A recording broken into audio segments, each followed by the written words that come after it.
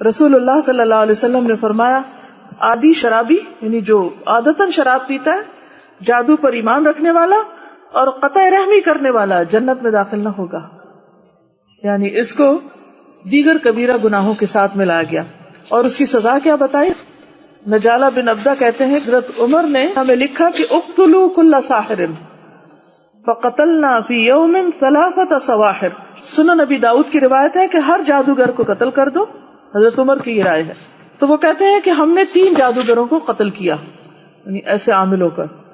تو آپ دیکھیے کہ یہ کرتے کیا ہیں یہ عامل. عامل کی پہچان کیسے کی جائے؟ جادو کی سب سے بڑی علامت گرہ لگانا ہوتا. کسی دھاگے میں، تار میں جب کوئی گرہ لگا کے کچھ پڑے تو سمجھو یہ جادو کر رہا ہے، چاہے وہ گھر کے اندر ہو یا گلی میں بیٹھا ہو یا کسی کاروبار میں لگا ہوا ہو، چاہے کوئی کتنا بھی بڑا حافظ، عالم، معلم، مولوی صاحب، پیر صاحب کوئی بھی ہو، لیکن اگر وہ دھاگے میں گرہ لگا کے کچھ پڑھ رہے ہیں تو یہ جادو کا عمل کر رہے ہیں. یہ سب سے پہلی پہچان. کوئی شخص اگر آپ کا علاج اس طرح کرنا چاہے تو فوراً وہاں سے اٹھ جائیے اور وہ دھاگا کاٹ دیجیے. کوئی لا کے بھی آپ کو دے، قطعاً اس دھاگے کو استعمال نہیں کیجیے، کیونکہ یہی جادو کرنا ہے اور یہی کفریہ کام ہے.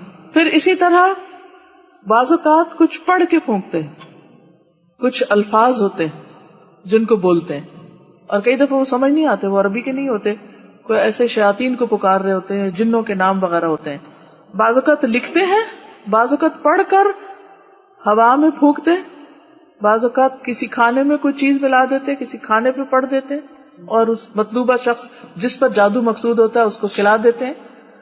تو اس سے کیا ہوتا ہے، اس شخص کے جسم، دل اور عقل پر وہ چیزیں اثر انداز ہونے لگتی ہیں اگر اللہ کا اذن ہو جائے. ہوتے الفاظ ہی ہیں لیکن وہ الفاظ اثر کرتے ہیں.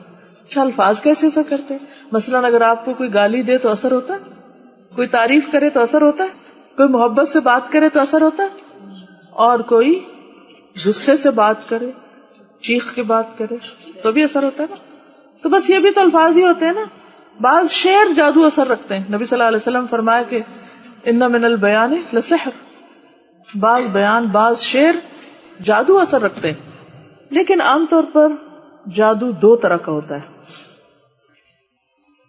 عام جادو جو تعویذوں کے ذریعے، یعنی کچھ لکھ کر وہ کاغذ میں بند کر کے کسی چیز میں اور پیک کر کے دے دیتے ہیں کہ گلے میں لٹکا لو یا جا کے دبا دو کسی چیز کے نیچے یا رکھ دو، اور اس میں کوئی لکیریں وغیرہ ڈالی ہوتی ہیں، اوٹ پٹانگ نام، یا الٹا کچھ قرآن لکھا ہوتا ہے، یا یہ جنتر منتر کچھ پڑھتے ہیں، کیونکہ اور اقوام بھی کرتی ہیں. دنیا کی تقریباً ہر قوم کے اندر اس قسم کی خرافات موجود ہیں. یہ عام جادو.